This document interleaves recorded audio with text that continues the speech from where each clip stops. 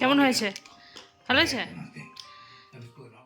এখনও কিন্তু সেরকম শীত পড়েনি, তো আর কয়েকদিন পরে ঠান্ডা পড়বে। শীতকালে শীত পড়বে এটাই নর্মাল ব্যাপার। তো শীত না পড়লেও সেটা শরীরের পক্ষে খারাপ। আর শীতের মরশুমে কড়াইশুঁটির কচুরি খাবো না, সেটা তো একদম অসম্ভব। তাই আমাদের বাড়িতে কিন্তু স্টার্ট হয়ে গেছে কড়াইশুঁটির কচুরি খাওয়া। আমি কিভাবে কড়াইশুঁটির কচুরি বানাই সেই রেসিপিটাই তোমাদের সাথে আজকে শেয়ার করব। তো ভিডিওটা পুরো দেখার অনুরোধ রইল, দেখো।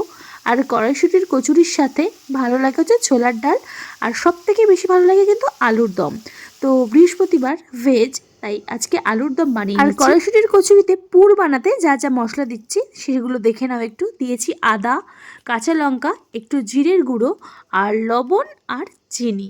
এগুলো দিয়ে একসাথে আমি মিক্স করব। আমি না যখন ব্লেন্ড করি একসাথে দিয়ে এগুলো ব্লেন্ড করি, তাতে একটু মশলাটা ভালো পেস্ট হয় আমার মনে হয়। এগুলো তুমি আলাদাও দিতে পারো, যখন আমি যেভাবে করি সেটাই আমি দেখাচ্ছি, জাস্ট আর কিছুই না। তো দেখো এইরকমভাবেও করি, আর আলাদা আরেকভাবেও করি, সেটাও হয়তো অন্য কোনো দিন তোমাদের সাথে শেয়ার করব। তো ভালো করে আমি পেস্ট করে নিয়েছি, দেখো খুব সুন্দর পেস্ট হয়েছে, একটুও কিন্তু দানা নেই। আর আগে না আমি এক এক সময় মটরশুঁটি সেদ্ধ করে নিয়েও করতাম। ওটা আমি অন্যদিন যখন করব সেটাও তোমাদের সাথে শেয়ার করব, যে কেমনভাবে ওইটা মানে করি ওই প্রসেসটা। তো যাই হোক, আলুর দমটা কিন্তু এদিকে আমার হয়েই এসছে। আর আলুর দমটা আজকে আমি একটু কষা কষা মানে রান্না করব। আমাকে কিন্তু ফোনে ইনস্ট্রাকশন দিয়েই দিয়েছে আলুর দমটা কিন্তু একটু কষা কষা বানাবে, হ্যাঁ। তো কী বলবো, কিছু বলার নেই। আর দেখো কীভাবে আমাকে জ্বালাতন করে, দেখো। আর কোনো কিছু তো জ্বালাতন নেই, খালি খাওয়াতে জ্বালাতন, আর কিছুই না। তো আলুর দমের মধ্যে দিচ্ছি ধনে পাতা, ফ্রেশ ধনে পাতা দিয়ে দিচ্ছি। নামটা কিন্তু ভীষণ বাজে, কিন্তু কিছু করার নেই, হেভি টেস্টি কিন্তু। তো ধনে পাতা দিলেই কিন্তু তরকারির টেস্ট একদম আলাদা হয়ে যায়। তো কি বলবো, আর বয়ে যেতে পারছি না। তো যাই হোক, ধনে পাতা দিয়ে ভালো করে আমি আর এটাকে একটু রাখবো 2-1 সেকেন্ডের জন্য, তারপর আমি নামিয়ে ফেলবো। পুরো রান্নাটা কিন্তু আমার কমপ্লিট হয়েই গেছে। তো দেখো তরকারিটা আমি নামিয়ে ফেলেছি, আর খেতে কিন্তু খুব সুন্দর হয়েছিল। তোমাদেরকে তো দিইনি, তোমাদেরকে খালি বলবো, তোমরা শুনে শুনে আমাদেরকে আর লোভ দিতেও পারবে না, কিছু করার নেই, আমরা খেয়ে ফেলেছি এখন। তো যাই হোক, এবারে পুরটাকে রেডি করার পালা। চলো, কড়ার মধ্যে দিয়ে নিয়েছি আমি আর একটু সাদা তেল। এটাকে তুমি ঘিও দিতে পারো আর সর্ষের তেলও দিতে পারো, কিন্তু আমি একটু সাদা তেলই দিয়েছি। সর্ষের তেলের থেকে সাদা তেল ভালো, নাহলে একটু ঘিও দিতে পারো, তাতে টেস্ট একটু ভালো হয়। আর কিছুই না, সব কিছুই টেস্টের জন্য, আর কি আছে বলো তো। তো যাই হোক, এবার আর কিছু আমি ফোড়ন দিইনি, এর মধ্যে আর কিছুই দিইনি, মানে নুন ঝাল আর কিচ্ছু না, সব তো আমি দিয়েই পেস্ট করেছিলাম। এবার একসাথে আমি আস্তে আস্তে একদম লো ফ্লেমে এটাকে আমি পুরটাকে ভাজা ভাজা করব। ভাজা ভাজা মানে এই জলটা যে মটরশুঁটির মধ্যে যে জলটা রয়েছে, মানে পেস্ট করার যে, দেখতেই পাচ্ছ যেটা এখন একটু পাতলা রয়েছে, সেটাকে একটু শোকাবো, মানে একটু শক্ত করতে হবে, নাহলে পুর যখন দেব ময়দার মধ্যে থেকে সেটা বেরিয়ে আসবে। তাই এটাকে লো ফ্লেমে কিন্তু আস্তে আস্তে করে জলটা মানে শুকিয়ে ফেলতে হবে। বেশি জোরে দিলে কিন্তু মানে পুড়ে যেতে পারে কড়াইশুঁটিটা। তাই এটা একটু আস্তে আস্তে করে একটু ধৈর্য সহকারে কিন্তু করতে হবে, এই কিছু করার নেই।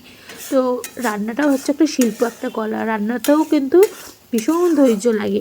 ধৈর্য সব কিছুতেই লাগে, ধৈর্য যদি না থাকে তো কোনো কিছুই কিন্তু সাকসেস হবে না, সব কিছুই আলটিমেটলি একদম জিরো। তো রান্নাটাও তাই, ধৈর্য ধরে রান্না করলে রান্নাটা সত্যি সুন্দর হয়, সে যে রান্নাই হোক না কেন, তখন সবাই রাঁধুনি হয়ে যাবে ধৈর্য ধরে রান্না করলে। তো যাই হোক, দেখো কথা বলতে বলতে অনেক জ্ঞান দিচ্ছি তোমাদেরকে, পুরটা কিন্তু আমার রেডি হয়ে গেছে। শুধু জ্ঞান শুনলে হবে না, রান্নাটাও দেখতে হবে, আমি কীভাবে বানাচ্ছি সেটা দেখো। তো যাই হোক, একদম সহজ পদ্ধতিতে আমি রান্না করছি, মানে সহজ পদ্ধতি কী বলো তো, যত তাড়াতাড়ি পারছি আমি রান্নাটা করে নিচ্ছি।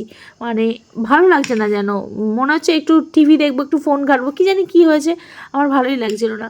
তো যাই হোক, যেহেতু বলেছে না, কী করে করি বলো তো।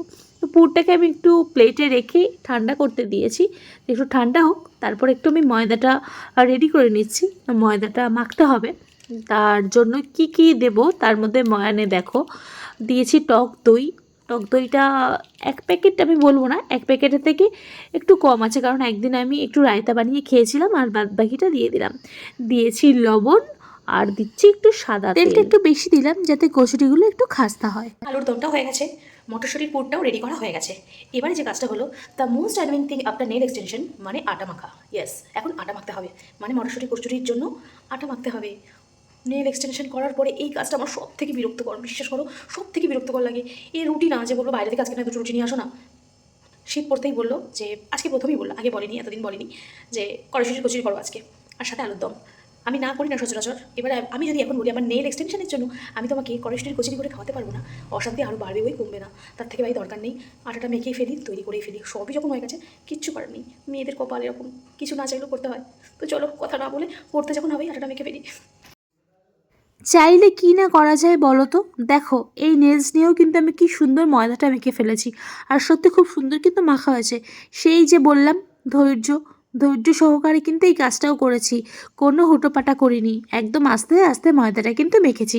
আর দেখো গুনে গুনে কিন্তু আমি মানে পুরীর লেচিগুলো করে নিয়েছি। আমাকে বললো আমি 2 থেকে 3টে খাবো। আমি বললাম কি নাটক করো নাকি, এত খাটনি করে 2, তাহলে কিনেই খেতে পারতে, আর নাহলে এরকম রেডি টু ইট পাওয়া যায় সেগুলোই খেতে পারতে, আমাকে খাটালে কেন। তখন বললো তাহলে 3টে, মানে 3টে খেতে নেই, শত্রু তো আমি একটা ঘরেই রয়েছি, তোমার সব থেকে বড় শত্রু, আর কজন লাগবে শত্রু, তাই 4টে, তাই তোমার 4টে আমার 3টে। তখন বললো তাহলে আমিও কি তোমার শত্রু। তাই আমি বললাম বাদ দাও, ছাড়ো, একটা এক্সট্রা করলাম আমি, লাগলে কেউ খাবে, না হলে আমি 2 কি 3টে, আমার কোনো শত্রু লাগবে না, আমার শত্রু হয়ে হয়ে হয়ে মানে ওভার হয়ে গেছে শত্রুর, আর এক্সট্রা আর কোনো শত্রু আমার নেই। এবার শত্রু শত্রু মিলে সব বন্ধু হয়ে যাবে, বুঝেছো, আমার আর কোনো শত্রু নেই, আমার সবাই শত্রু হয়ে গেছে। তো যাই হোক, মশকরা করছি তোমাদের সাথে। তো দেখো আমার কাজে কিন্তু হাত লাগিয়েছে।